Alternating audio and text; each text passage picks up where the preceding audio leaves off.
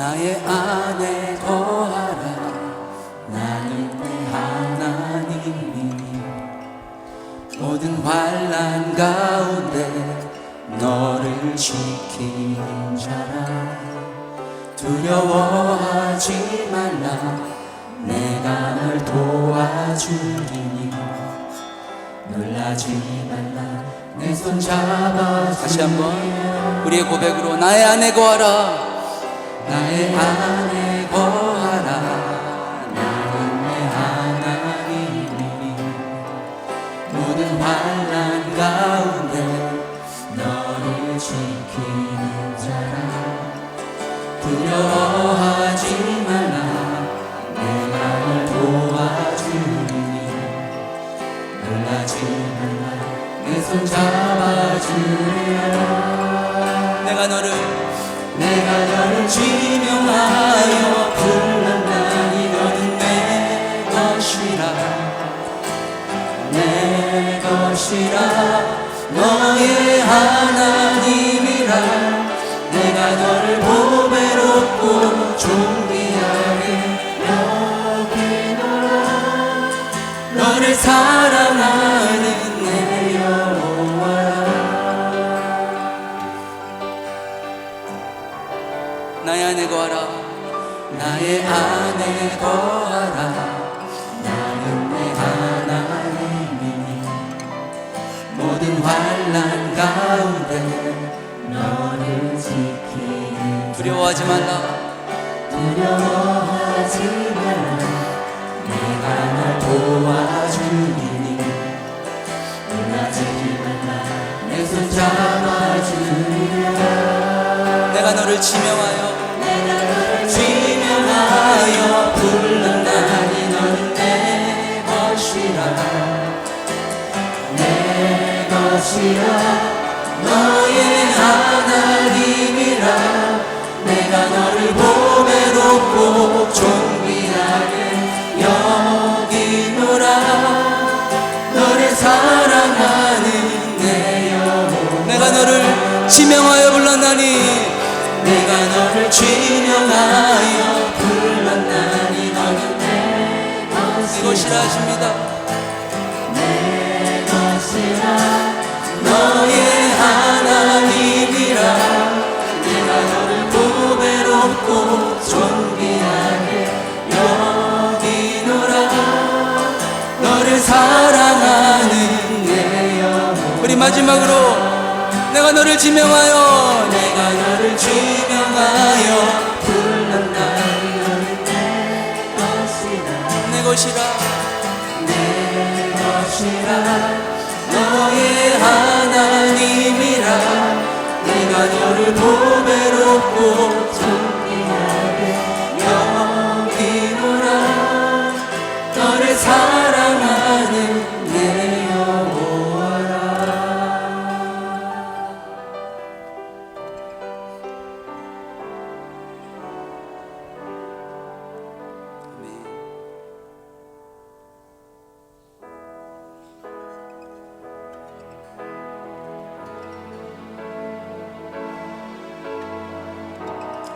주님께서 우리와 임재하시고 계십니다. 여러분 믿으십니까? 주님의 보좌를 우리 믿음으로 바라보며 보좌에서 드리운 그 옷자락이 이 성전에 가득합니다. 여러분 옷자락을 붙드시기 바랍니다. 옷자락을 붙들고 우리 믿음의 눈을 들어 우리 여호와를 쳐다보면서 얼굴을 구하며 나가는 시간이 되길 원합니다.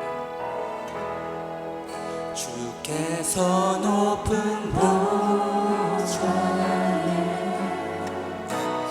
앉으셨는데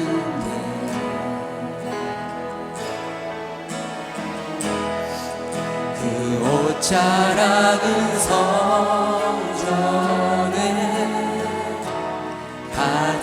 가득하도다.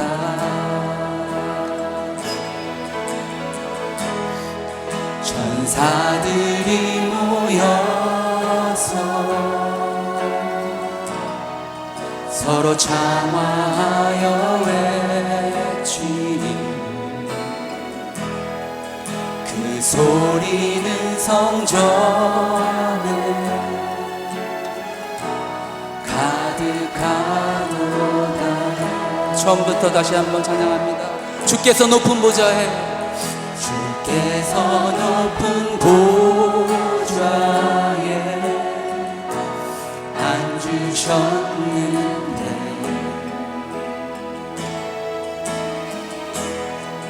그 옷자락은 성전에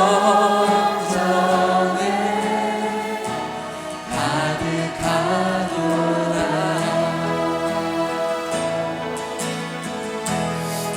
천사들이 모여서 서로 장화하여 외치니 그 소리는 성전에 가득하도다.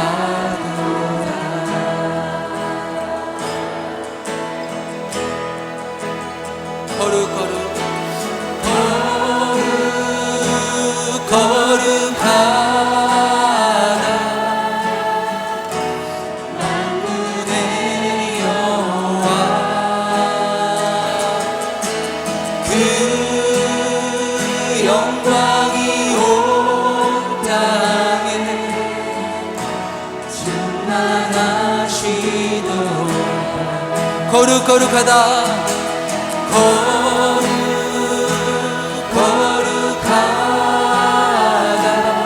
만군의 여호와,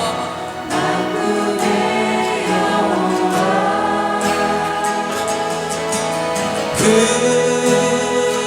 영광이 온 땅에 충만하시도다.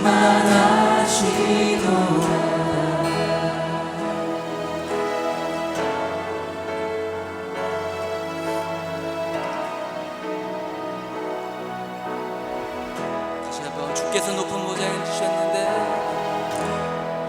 주께서 높은 보좌에 앉으셨는데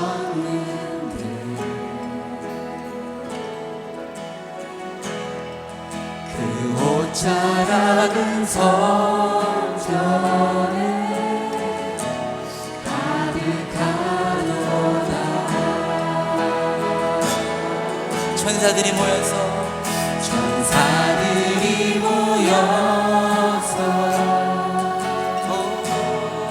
서로 장화하여 외치니 그 소리는 성전에 가득하도다. 거룩거룩하다 거룩하다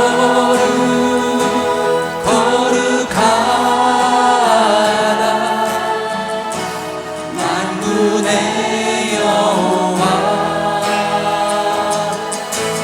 그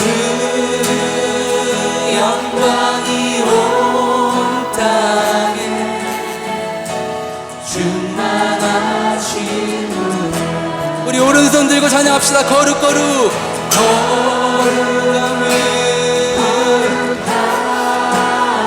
주님의 옷자락을 붙듭시다. 그 영광이 온 땅에 충만한. 우리 마지막으로 거룩거룩하신 주님, 거룩하다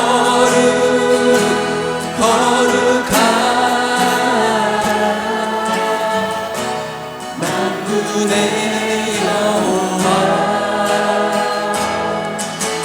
그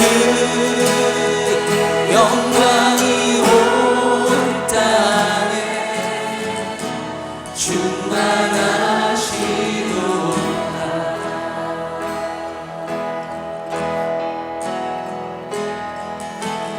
온 성도와 천사 보좌에 경배해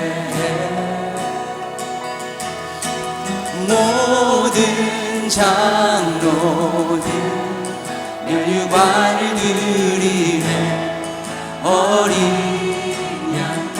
다시 한번 찬양할까요? 온 성도와 천사 보좌에 경배해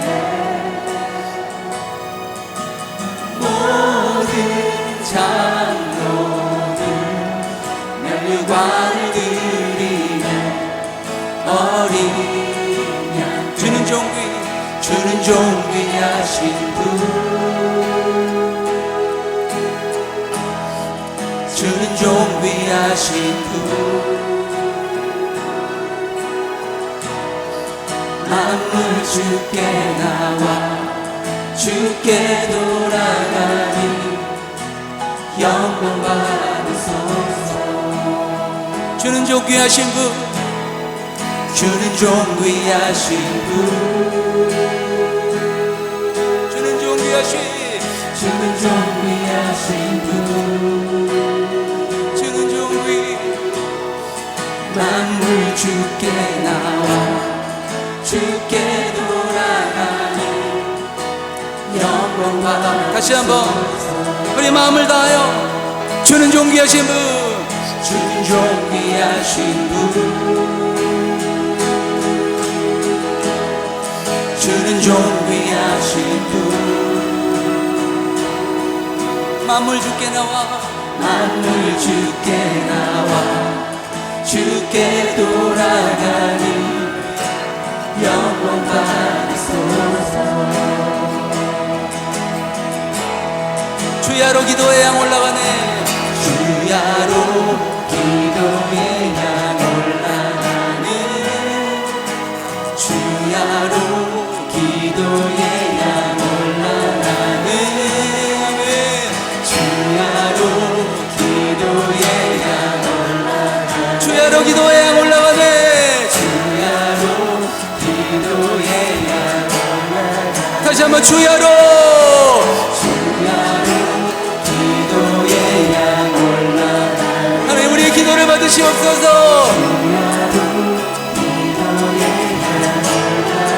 다시 한번 주야로 기도의 양 올라가네 주야로 기도의 양 올라가네 주는 존귀하신 분 주는 존귀하신 분 만물 주께 나와 주께 돌아가니 영광 받으소서 다시 한번 주는 존귀하신 분 주는 존귀하신 분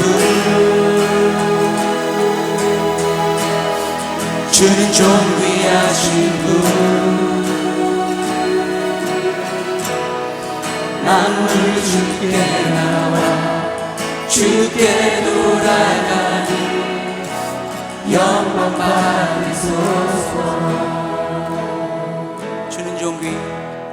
주는 존귀하신 분 주는 존귀하신 분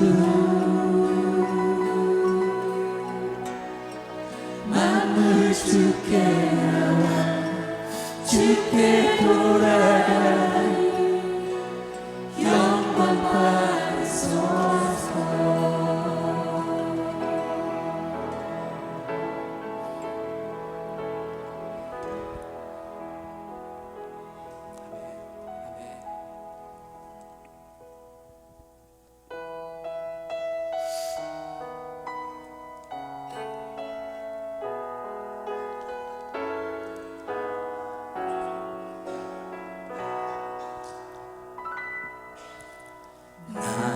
하나님을 예배하는 예배자입니다. 다 같이 일어나서 찬양하기 원합니다. 내가 서 있는 곳 어디서나 하나님을 예배합니다. 두 손 들고 내 영혼 거룩한 은혜를 완전한 하나님 향하여 이곳에서 바로 이 시간 하나님을 예배합니다.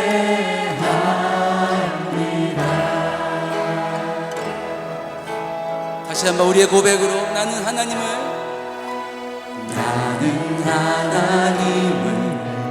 예배하는 예배자입니다.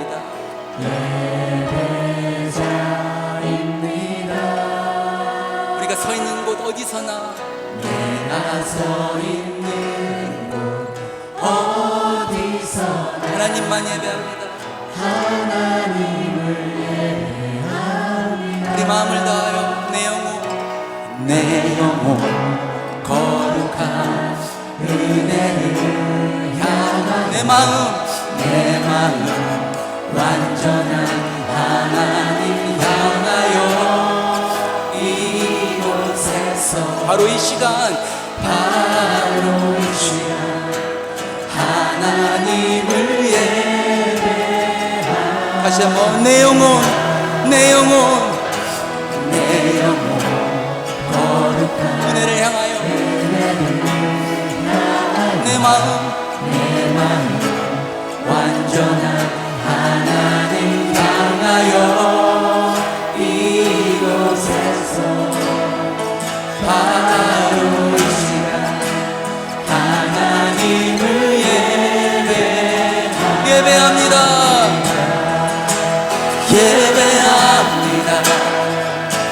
찬양합니다. 주님만 날 다스리소서. 예배합니다. 찬양합니다. 주님 홀로 높임 받으소서. 전심으로 예배합니다. 찬양합니다. 주님만 날 다스리소서. 예배합니다. 찬양합니다. 주님 홀로 영광 받으소서. 예배합니다.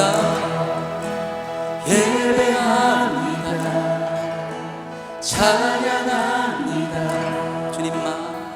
주님만 날 다스리소서.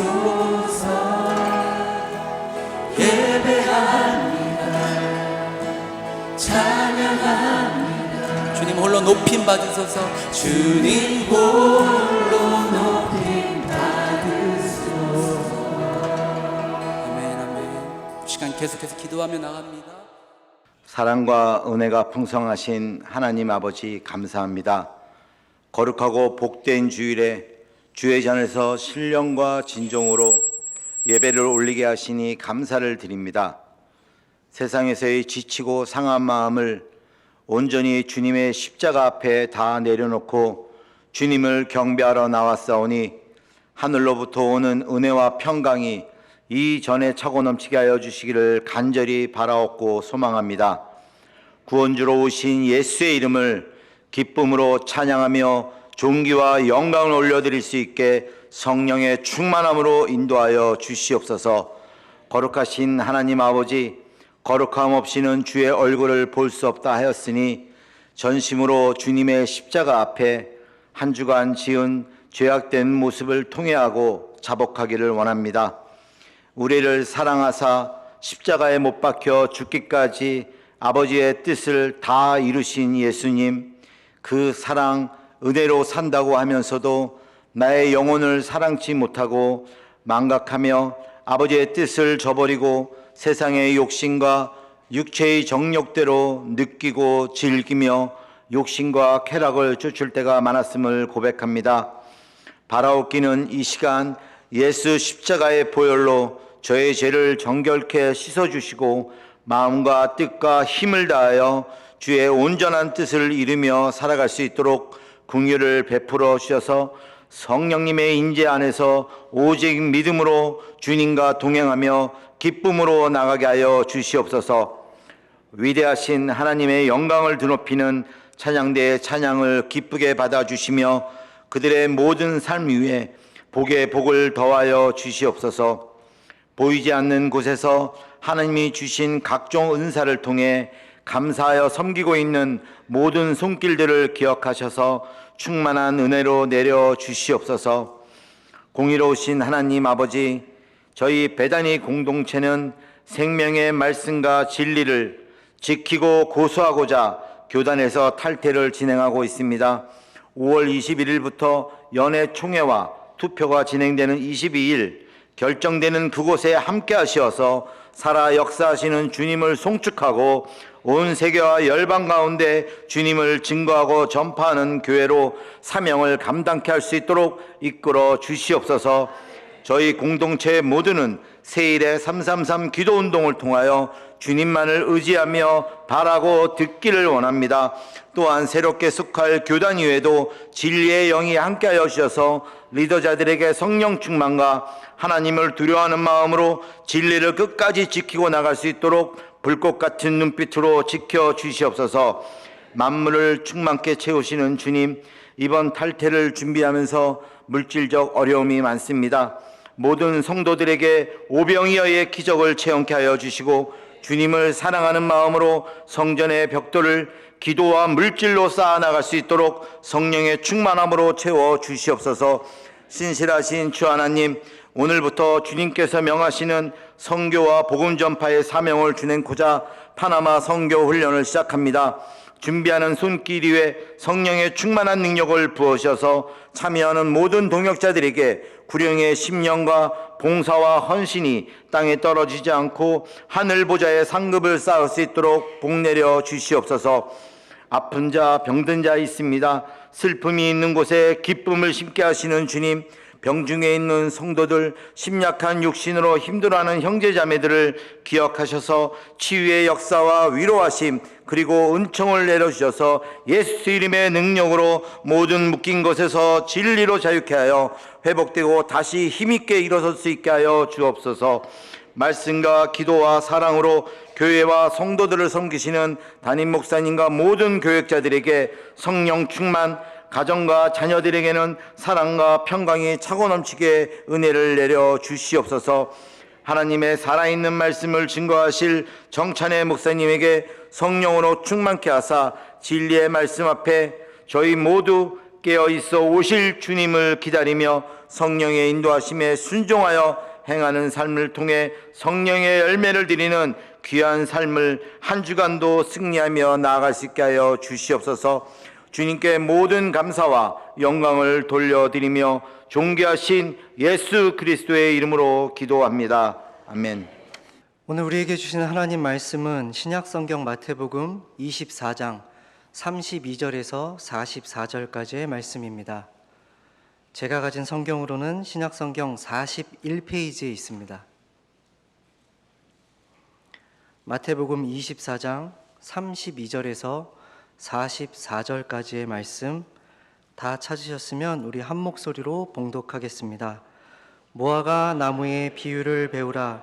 그 가지가 연하여 지고 잎사귀를 내면 여름이 가까운 줄을 아나니 이와 같이 너희도 이 모든 일을 보거든 인자가 가까이 곧 문 앞에 이른 줄 알라.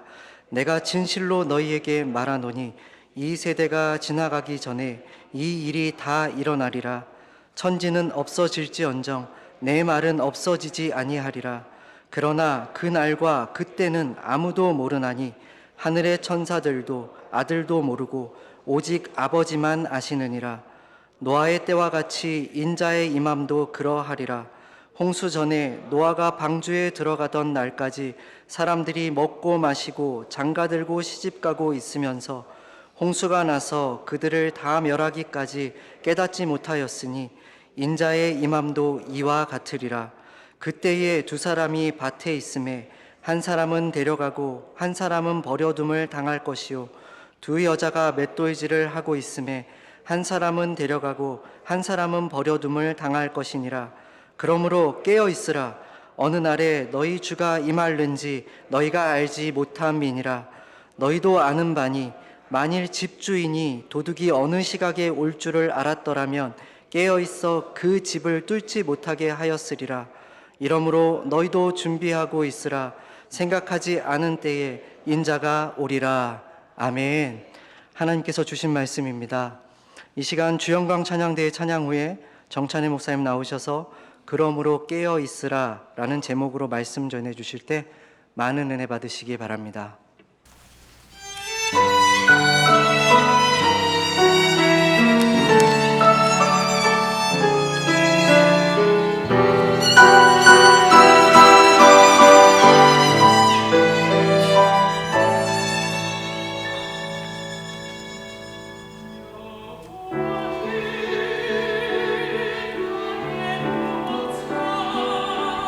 내가 부족함이 없으니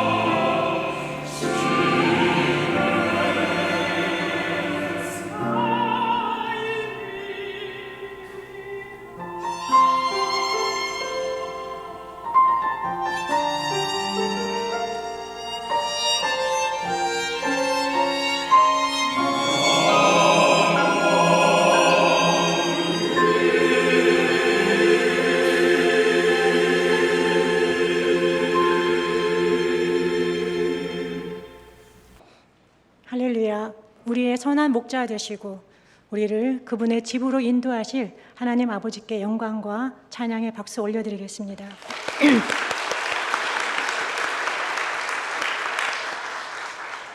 기도드리겠습니다.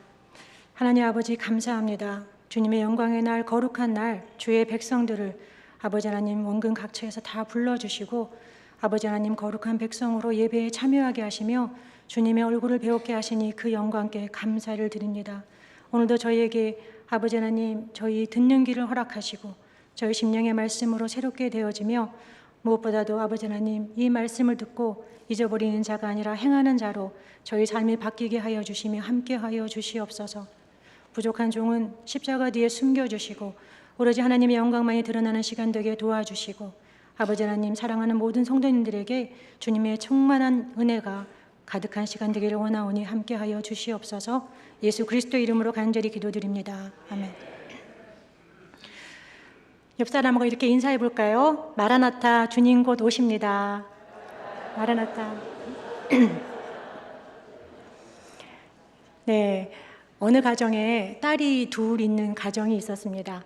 네, 그 딸이 둘 있었는데 그 아빠는 거의 매일 정확한 시간에 퇴근을 하고 했어요. 8시라는 저녁 8시라는 정확한 시간에 집으로 오곤 했습니다. 그런데 그 큰 딸은 아빠가 8시에 오는 것도 개념치 않고 친구들 만나서 밖에서 열심히 놀고 어떤 땐 또 집에 와보면 일찍은 와 있는데 텔레비를 열심히 보고 있고 그러는 거예요. 그런데 둘째 딸은 항상 아빠보다 일찍 집에 와 있고 TV 보다가도 아빠 올 시간이구나 하고는 방에 들어가서 이렇게 있었습니다. 여러분이 아빠라면 어느 딸이 이쁘세요? 네? 둘째 딸요? 네. 왜 그렇지요? 둘째는 아빠를 염두에 두고 행동을 한 것입니다. 둘째 딸은 아빠가 싫어할 것, 좋아할 것을 알고 염두에 두고 칭찬을 받으려고 한 것이에요.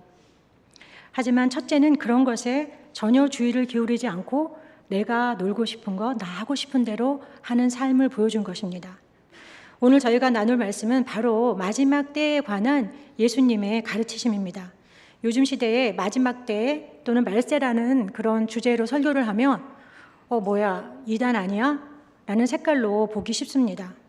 그러나 사랑하는 성도 여러분, 성경에서 우리의 죄를 사하시기 위해서 오신 초림 예수에 대한 성경 구절이 다시 오실 예수님에 대한 그 구절이 초림 예수보다 2배나 많습니다. 재림 예수에 대한 것이 왜 2배나 더 많겠습니까? 그만큼 더 중요하기 때문인 것입니다. 오늘 본문의 배경을 살펴보면 마태복음 21장에 가면 예수님께서 성전에 들어가셔서 장사하는 자들과 모든 거래하는 자들을 다 내쫓는 성전 정화 작업을 하십니다. 그 이후로도 예수님께서는 성전에 계속 들어가셔서 말씀을 가르치세요. 그런데 오늘 24장 1절에 이르러서는 예수께서 성전에서 나와서 가실 때에 라고 시작합니다. 예수님께서는 자신이 열심히 말씀을 가르쳤지만 그것을 거부하고 듣지 않는 자들에게서 이제 더 이상 성전에서 말씀을 가르치지 않으시고 성전을 떠나십니다. 이 24장 이후로는 예수님께서 성전에 다시 들어간 그런 기록이 없습니다. 그리고 예수님께서 나와서 성전에 대해서 한 그러한 예언이 오늘 말씀입니다. 예수님께서는 예루살렘의 멸망 그리고 성전의 멸망을 예언하셨어요. 본문 34절에서 내가 진실로 너에게 말하노니 이 세대가 지나가기 전에 이 일이 다 일어나리라 하고 예언하셨습니다. 그런데 실제로 한 세대 40년이 약 40년이 지나서 정말 예수님의 예언처럼 예루살렘은 초토화되고 로마 장군 티투스에 의해서 예루살렘 성전마저도 초토화가 되게 된 것입니다. 이렇게 예수님의 예언이 이스라엘 역사 안에서 실제로 일어난 일인데 그러면 역사 안에서 흘러간 일인 것을 우리가 다시 기억해야 할 것이 무엇입니까? 그것은 이 예수님의 종말에 대한 예언은 마지막 날 다시 오시는 예수님에 대한 중복적인 의미가 있기 때문입니다. 즉 예수님의 예언이 40년 후에 실제로 일어난 것처럼 예수님의 재림 시에도 그 현상이 일어날 것이라는 것입니다. 오늘 본문은 그러하기에 이러한 마지막 때에 우리가 이 예언에 대하여 어떻게 듣고 깨닫고 살아야 되는지 같이 나누어 보고자 합니다. 먼저 32절 이하에 보면 마지막 때 이전에 징조가 있을 것이라고 하였습니다. 32절 첫 구절에 32절에 보면 무화과 나무의 비유를 배우라라고 하였습니다. 그 가지가 연하여지고 잎사귀를 내면 여름이 온다는 것이에요. 여러분들은 봄이 오는 것을 어떻게 아십니까? 저는 제가 꽃을 좋아해요. 그래서 지나가다가 날씨가 좀 따뜻해지면서 그 겨울이 아무리 추웠더라도 뾰족뾰족 올라오는 것들이 있습니다. 바로 수선화의 그 새싹이에요. 수선화 싹이 올라오고 나면 조금 있다가 개나리의 노란 꽃망울들이 맺히기 시작합니다. 그러면 봄이 와요. 그리고 조금 있으면 우리 성도님들 알러지로 괴로워하세요. 예. 그래서 이렇게 우리가 계절을 분별하듯이 영적인 계절도 분별하라는 것입니다. 33절에 보면 너희도 이 모든 일을 보거든 인자가 가까이 곧 문 앞에 이른 줄 알라라고 경고하셨습니다. 그러면 이 모든 일은 무엇입니까? 이것은 24장 앞부분에 나와 있는 것인데 제가 정리해 드리겠습니다. 첫 번째가 가짜 그리스도가 많이 나타난대요.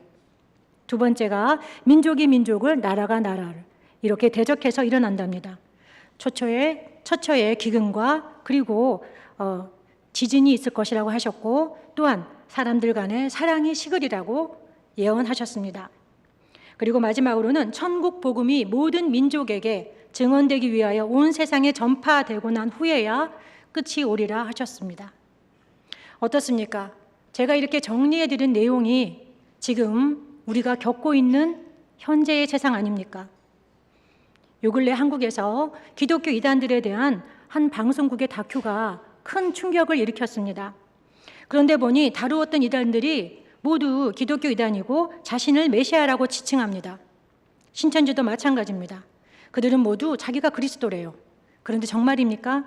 아니지요. 그들은 가짜 그리스도입니다.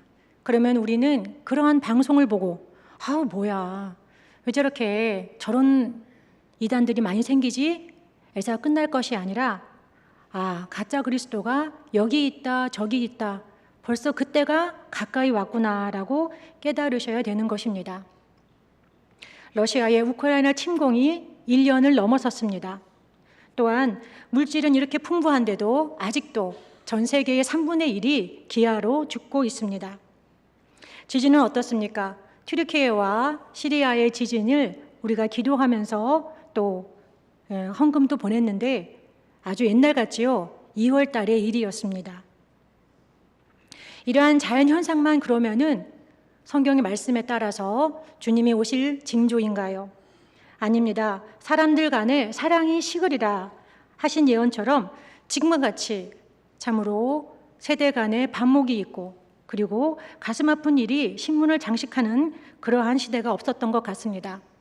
예전에는 엄마라고 하면 당연히 모성이 있었습니다. 하지만 지금 신문을 보면 그냥 아이를 버리고 그렇게 하는 경우가 너무나 많습니다. 범죄도 더욱 극악무도해져서 그전에는 알지 못했던 사이코패스, 소시오패스라는 단어들을 일반인들도 다 알게 되었습니다. 이러한 상황에서 더욱 어떻게 보면 세상을 힘들게 하는 것이 코로나로 인한 것이 아닌가 싶습니다. 코로나로 인해서 사람들 간의 접촉이 두려워지고 사람 만나는 것이 쉽지 않은 세상입니다. 이제 사람들의 가장 좋은 친구는 아마 셀폰이 되지 않을까, 젊은 사람들에게는 챗봇이 되지 않을까 할 정도로 사람들 간의 왕래가 없어지는 그러한 시대가 온 것입니다. 제가 이번 달 들어서 접하였던 뉴스 중에서 가장 쇼킹한 그러한 것을 나누겠습니다. 벨기에의 한 사람이 챗봇과 열심히 대화를 해서 결국 자신의 목숨을 끊었다는 뉴스였습니다. 이분이 기후 위기에 관심이 많아서 어떻게 하면은 지구 온난화를 막고 기후 위기를 되돌릴 수 있을까? 그렇게 계속 노력하다가 낙심에 빠졌고 챗봇과 계속 대화하는데 결국 지구를 위해서는 내가 죽는 것이 유익하겠다라는 결론까지 간 것입니다. 근데 이분이 청소년이 아닙니다. 30대예요. 아이 둘이 있는 가정을 이루고 있는 아버지이며 남편입니다. 그런데 그가 뉴스에 나온 그대로 말씀드리면 체포과 계속 대화하다가 죽음의 부추김을 당하여 자살을 한 것입니다. 여러분, 우리는 어떻습니까? 자녀가 무언가 물을 때 엄마 이거 뭐야? 그러면 우리 뭐라 그러죠? 구글이한테 물어봐. 그렇게 말합니다. 예. 야, 컴퓨터에 가서 찾아봐. 이렇게 말을 합니다. 예. 그러면 이러한 모습에서 자녀들은 구글, 컴퓨터는 다 아는구나. 이렇게 저희들이 그들에게 믿도록 교육시킬 수 있다는 것입니다. 실제로 검색 사이트나 챗봇이 더 많은 지식을 가지고 있는 것은 사실입니다. 그들은 더 많은 팩트를 알고 있는 것입니다. 그러나 그들이 알고 있는 것은 팩트이지 진리는 아닙니다. 만약 이 벨기에의 남자분이 진리를 알았더라면 어떠했을까요? 하나님께서 말씀하신 한 영혼이 천하보다 귀하다라는 그 진리를 알았다면 이렇게 자신의 목숨을 허망하게 던지지는 않았을 것입니다. 이러한 것을 열거하자면 끝도 없을 것입니다.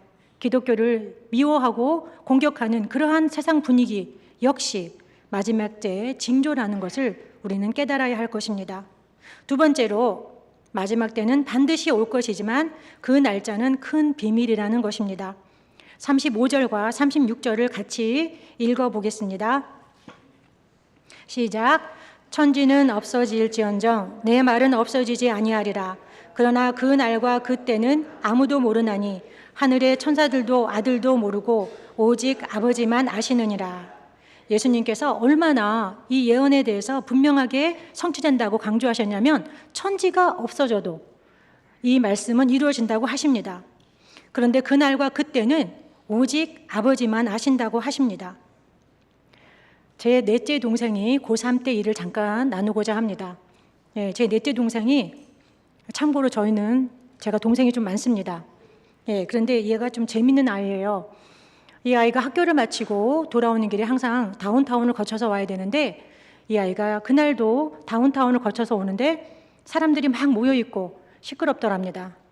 그 호기심이 발동하여서 가봤더니 어떤 사람이 큰 소리로 예수님 오늘 오십니다. 오늘 밤에 예수님 오십니다. 하더니 막 뭐라고 하더니 돈을 막 뿌리더래요. 제 동생이 얼른 죽은 거예요. 그런데 또 좀 이따 경찰 아저씨가 오더니 돈을 내놓으라고 하더랍니다. 그래서 또 돈을 주고 온 거예요.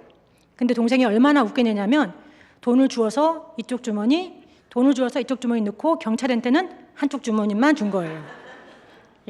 그래서 집에 와서는 3만 원 주워왔다고 저희에게 자랑을 하는 것입니다. 저희가 그런 돈을 왜 주워왔냐? 그러고 있는데 저녁 뉴스에 그 사건이 나오는 것입니다. 바로 1992년 10월 28일 다미 선교회에서 재림이 되었다고, 재림의 날이라고 자신들이 가지고 있던 모든 돈을 거리에 뿌린 날입니다. 뉴스에서 그 장면이 나오니까 제 동생이 지나가면서 그래요. 저 사람들 바보 아니야? 아니 하나님 아버지만 안다는데 지들이 뭐 한다고 그래? 여러분, 제대로 알고 믿어야 고등학생한테 욕 안 얻어먹습니다. 사랑하는 성도 여러분, 주의 날은 큰 비밀입니다. 우리는 아버지만 안다는 것이 왜 그럴까? 예수님께서 오시기 때문에 예수님도 알지 않을까? 아니면 천사들도 알지 않을까라고 생각합니다. 그러나 유대인들의 관습상 유대인들은 이것을 들으면 대번에 이해합니다. 유대인들의 결혼 관습을 잠깐 설명해 드리겠습니다. 유대인들은 결혼할 적에 정혼기간과 그리고 본 결혼식이 있습니다. 먼저 결혼하기 원하는 남자가 여자의 부모님을 찾아가 지창금과 선물을 내고 그녀를 자신의 약혼녀로 맞이하게 됩니다. 그런 후 다시 아버지 집으로 돌아가서 둘이 살 집을 짓고 결혼을 준비하게 됩니다. 그것이 정혼기간입니다. 우리가 알다시피 요셉과 마리아도 정혼기간이 있었지요. 보통 이 기간이 1년에서 2년이 됩니다. 그런 후 이들이 아들의 결혼 준비가 잘 되어가고 있는 것을 지켜보고 모든 것이 맞춰졌다 싶으면 신랑의 아버지가 결혼 날짜를 공포합니다. 결혼 날짜를 정하는 것은 신랑의 아버지의 고유 권한인 것입니다. 이러한 과정은 정확하게 우리 믿는 자들이 순결한 신부로 다시 오실 신랑 예수님과 결혼하는 과정을 그대로 드러냅니다. 먼저 신랑 되신 예수님께서 성결하지도 않고 죄악투성이인 저희들을 신부 삼으시려고 아버지 집을 떠나 이 땅에 오셨습니다. 그런 후 자신의 목숨이라는 지참금을 내시고 저희를 신부 삼아 주셨습니다. 이후 정원기간 동안 부활하신 예수님은 다시 아버지 곁으로 올라가 지금 우리가 거할 집을 짓고 계신 것입니다. 요한복음 14장 2절에서 3절을 보면 내가 너희를 위해 처소를 예비하러 가노니 가서 너희를 위해 처소를 예비하면 내가 다시 와서 너희를 내게로 받아들여 내가 있는 곳에 거기에 너희도 있게 하리라 라고 말씀하셨습니다. 그 사이에 신부는 신랑 되신 예수님께서 주신 선물 성령님을 통하여서 더 신랑을 기다리고 사모하게 되는 것입니다. 그러다가 이제 하나님 아버지께서 이제 결혼할 날이 되었구나 하는 날이 되면 신랑 되신 예수님께서 다시 오시는 것입니다. 믿지 않는 사람들은 교회 다니는 사람들에게 그렇습니다. 아니 곧 오신다더니 2000년이나 안 왔어요. 이제는 그럽니다. 2020년이나 안 왔어요. 그렇다면 그날을 왜 하나님께서는 비밀에 붙여주셨을까요? 먼저 하나님의 인내와 사랑의 기간이라는 것을 우리는 기억해야 합니다. 다음으로는 이미 구원을 받은 정혼자된 신부들은 이 기간 동안 더욱 순결과 거룩으로 신랑을 기다리라는 하나님 아버지의 뜻이 있는 것입니다. 사랑하는 성도 여러분, 그날은 반드시 옵니다. 예수님의 예언이 이스라엘 역사를 통해 이루어졌듯이 지금의 시대를 읽고 분별하는 자들 되시기를 기도합니다. 마지막 다음의 본문에서는 마지막 때가 노아의 때와 같을 것이라고 말하고 있습니다. 37절을 제가 세 번역으로 읽어보면 예수님이 올 때에 세상이 노아의 시대와 같을 것이다. 홍수 이전 사람들은 노아가 배에 들어가는 날까지 먹고 마시고 장가들고 시집가고 있으면서 홍수가 나서 그들을 다 쓸어버릴 때까지도 그런 일이 일어나라고는 전혀 예상하지 못했다. 그렇게 마찬가지로 내가 올 때도 그럴 것이다 라고 경고하십니다. 그러면 먹고 마시고 장가가고 시집가는 일이 악한 일입니까? 아닙니다.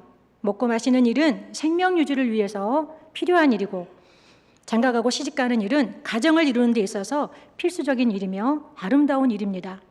그렇다면 무엇이 문제였기에 그들은 구원을 받지 못하였을까요? 문장을 자세히 살펴보면 그들이 그렇게 행한 때 바로 그 시기가 문제라는 것입니다. 노아가 배로 들어가는 날까지 홍수가 나서 그들을 쓸어버릴 때까지도 그들이 깨닫지 못했다는 것입니다. 즉 그들의 문제는 눈에 보이는 현세적인 일에 지나치게 집착하여서 경고를 받았지만 돌이키지 않았으며 더 나아가 그 경고를 믿음이 없으므로 무시하였다는 것입니다. 그러면 이 모습이 다른 사람의 모습일까요? 제가 볼 때 현대인의 가장 큰 관심은 첫 번째가 무엇을 먹을까인 것 같습니다. 다음은 어떻게 놀까인 것 같습니다. 이 당시 노아는 방주를 한 달 만에 지은 것이 아닙니다. 방주를 짓는 시간이 120년이나 되었습니다. 그리고 방주를 짓기 위해서는 그 큰 사이즈의 방주를 짓기 위해서는 많은 나무가 필요했기 때문에 방주를 짓기 시작한 곳도 산 중턱이라고 합니다.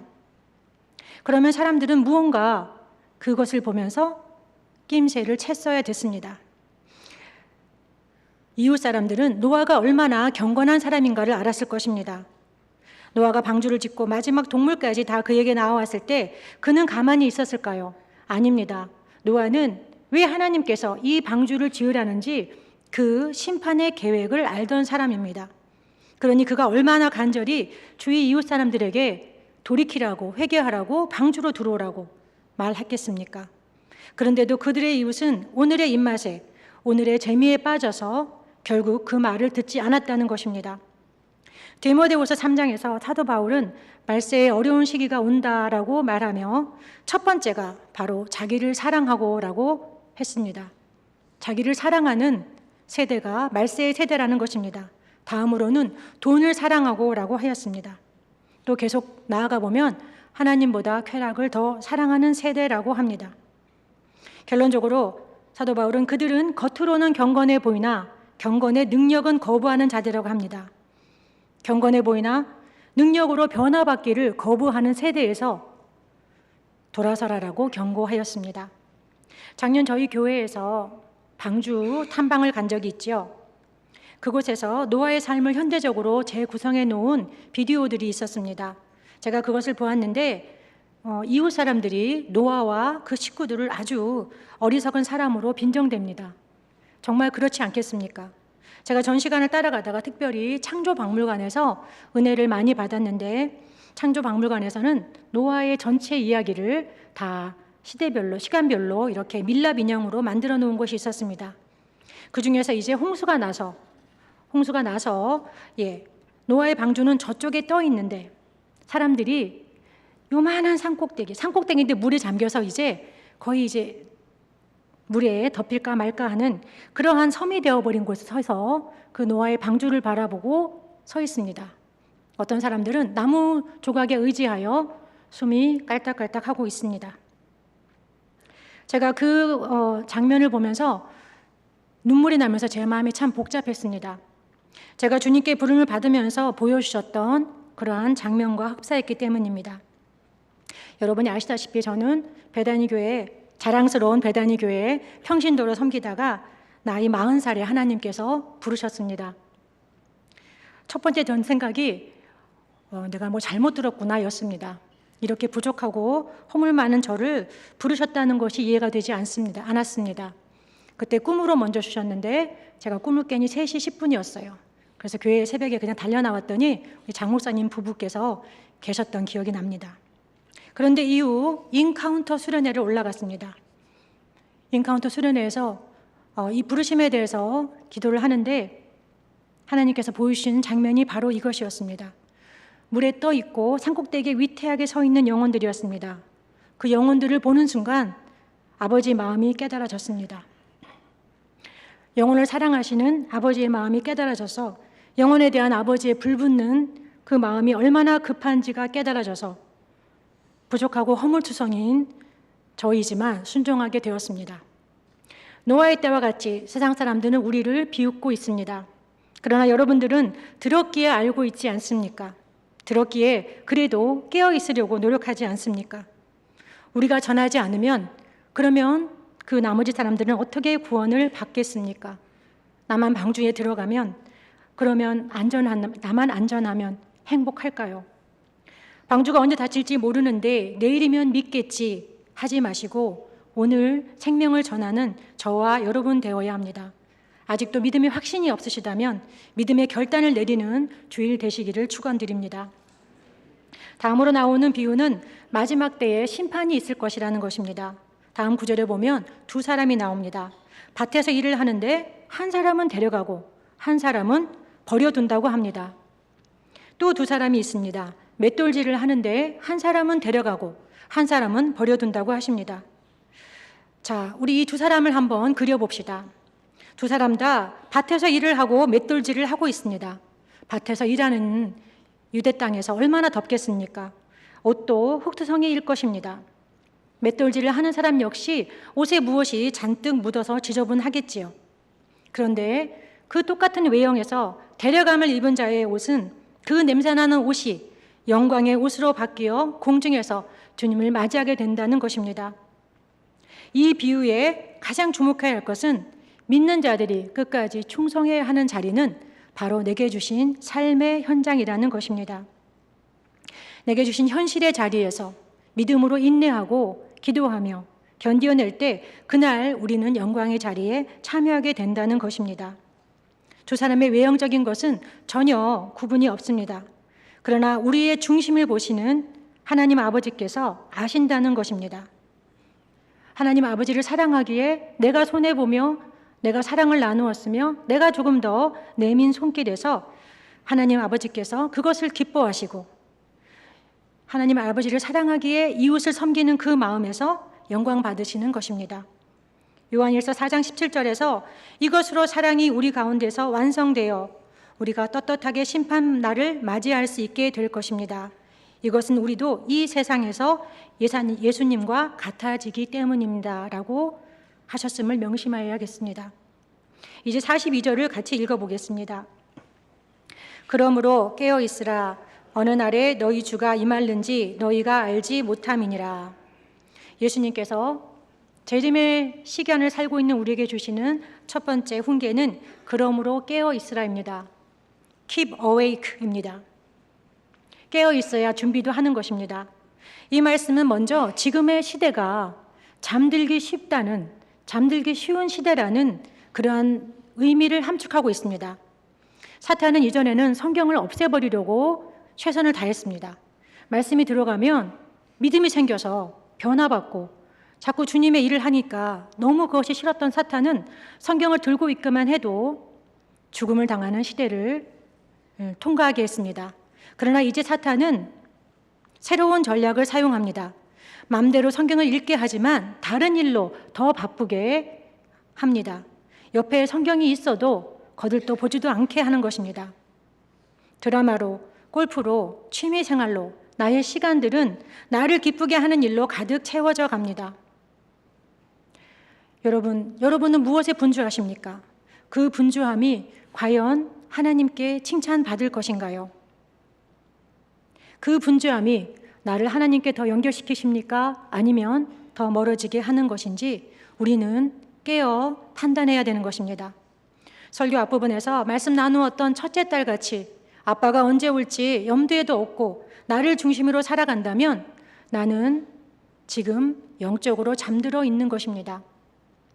깨어 있으라면 먼저 영적 예민함을 지켜야 합니다. 그것은 하나님 아버지를 사랑하는 마음에서 시작됩니다. 하나님 아버지의 마음을 살피는 삶의 자세에서 하나님 아버지를 기쁘게 하려는 마음만이 세밀한 하나님의 음성에 집중하게 되는 것입니다. 아이들 10명이 밖에서 뛰어놀고 있어요. 그런데 그 중에 한 명이 넘어져서 엄마 부르면은 그 아이 엄마만 기가 막히게 알아듣고 나갑니다. 그렇게 내 마음의 중심이 하나님을 향해 있어야 하는 것입니다. 그러기 위해서는 당연히 말씀으로 기도로 저희가 늘 주님과 소통하려고 해야 하는 것입니다. 다음으로 깨어 있으면 준비하라고 하십니다. 사랑하는 배단의 성도 여러분, 우리 믿는 자들에게는 시간이 벽시계와 같지 않습니다. 여러분 집에 붙어 있는 벽시계는 똑딱똑딱하지요. 그리고 늘 돌아갑니다. 그러나 하나님 아버지께서 믿는 자들에게, 아니죠, 이거는 모든 자들에게도 마찬가지인데 믿지 않는 자들은 깨닫지 못할 뿐입니다. 우리에게 주신 시계는 이미 만세 전에 아버지의 계획대로 그 시간이 정해져 있어서 그 양이 정해져 있는 모래시계와 같은 것입니다. 어머니 뱃속에서부터 그 시계를 돌려놓으시고 마지막 모래에 한 알이 떨어지는 순간이 하나님 앞에 서는 그 순간이라는 것을 우리 믿는 자들이 깨달아야 하는 것입니다. 이 마지막 순간이 주님의 재림 전이 될 수도 있고 또 어떤 사람에게는 살아서 주님의 재림을 볼 수도 있을 것입니다. 그러면 우리는 무엇을 준비하렵니까? 나의 창조주, 나를 그 무엇보다 사랑하셔서 자신의 목숨과 바꾸신 예수님 앞에 섰을 적에 그분의 눈동자를 보고 여러분은 주님, 제가 이렇게 살았습니다 하고 여러분의 인생을 들어서 보여야 되는데 무엇을 준비하겠습니까? 요한일서 2장 17절에서 이 세상도 그 정욕도 지나가되 오직 하나님의 뜻을 행하는 자는 영원히 거하느니라 라고 말씀하였습니다. 우리는 이 땅에 거할 자들이 아닙니다. 이 땅은 저희가 와서 잠시 거쳐가는 곳입니다. 즉 우리는 이 땅 위에서 순례자의 삶을 살아가는 것입니다. 그러면서 우리는 이 땅 위에서 주님이 가시는 길을 따라가려고 노력합니다. 주님이 가시는 길은 좁은 길이었어요. 순례자가 많은 짐을 가지고 가는 그것도 말이 되지 않지만 더욱이 좁은 길로 가면서 이거지고 많은 것을 할 수는 없습니다. 그러기에 순례자의 삶을 잘 살기 위해서는 단순한 삶을 살아야 되는 것입니다. 그런 단순한 삶 속에서 주님의 사명에 집중할 수 있기 때문입니다. 지금 여러분들은 그렇게 살고 계십니까? 우리가 이렇게 단순한 삶으로 주님이 기뻐하시는 삶에 초점을 맞추고 살면서 또 하나 더욱 중요한 것은 이 모든 행동이 사랑이 동기가 되어야 한다는 것입니다. 사랑으로 섬길 때 그 사랑은 의무가 아니고 기쁨이 되기 때문입니다. 자녀들이 대학교에서 돌아온다고 전화가 와요. 엄마 며칠 나 가요. 오면 그 아이들이 꼭 붙이는 말이 있습니다. 엄마 LA 갈비 준비해 주세요. 자신들이 원하는 메뉴를 꼭 붙입니다. 그러면 제가 으이구 하면서 괴로워하겠습니까?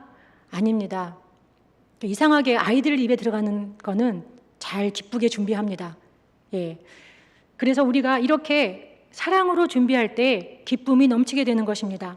주님을 사랑하여 이웃을 섬기고 주님을 사랑하여 약한 자들을 섬길 때 그것이 우리에게 기쁨이 되는 것입니다. 말씀을 정리하겠습니다. 주님께서는 다시 오십니다. 그리고 그때가 징조가 있으라고 했는데 우리는 바로 그 징조의 시간에 살고 있음을 깨닫기를 바랍니다. 또한 그날은 아버지만 아신다고 못 박아 선포하였습니다. 마지막 때는 곧 심판의 시간이라 마음의 중심을 보심으로 결정되어진다고 하셨습니다. 노아의 때와 같이 나를 중심으로 나를 기쁘게 하고 그리고 나의 시간대로 돌아가는 세상의 풍조를 따르지 말고 이러할 때 더욱 영적 예민함을 가져서 하나님의 마음을 살피는 자가 되어야 합니다. 우리 인생의 모래시계가 다 떨어지는 순간 나는 주님 앞에 선다는 것을 믿고 그것이 믿어지는 우리의 믿음 위에서 온 마음으로 주님을 사랑하고 이웃을 사랑함으로 매일매일 준비되시기를 축원드립니다. 기도하겠습니다. 하나님 아버지, 저희를 깨워주시고 저희가 성령님 안에서 깨어있는 자로 살기 원하오니 함께하여 주시옵소서.